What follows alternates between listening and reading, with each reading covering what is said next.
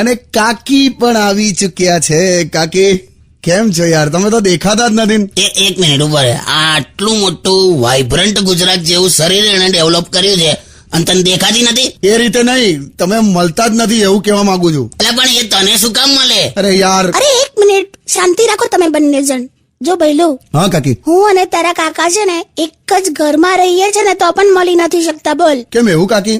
ઉભા રહે, મેં કહું છું બધું તારે એને જ પૂછવું છે. આ તો તમે બોલો યાર. જો એક દિવસ બેંકની લાઈનમાં હું ઉભો રહું, એક દિવસ પેલી ઉભી રહે, પછી આખો દિવસ ત્યાં જતો રહે, પછી આ રાત્રે સિરિયલો જોવા બેસે એટલે હું તે વખતે ચાલવા જાઉં, પછી હું સુઈ જાઉં ને ત્યારે રિપીટ ટેલિકાસ્ટ જોવા બેઠી હોય. પણ હું શું કહું છું, આપણે કંઈક પ્લાન કરીએ ને. હવે બહુ વખતથી આપણે સાથે ટાઈમ સ્પેન્ડ કર્યો જ નથી. હા તો ચાલ ને આપણે બંને સાથે એટીએમ જઈએ. અરે એ રીતે નહીં. અરે કઈ નહીં કાકી, હું સમજી ગયો. કઈ નહીં, તમે એક કામ કરજો, તમે મારી સાથે આવજો, આપણે ફરવા જઈશું.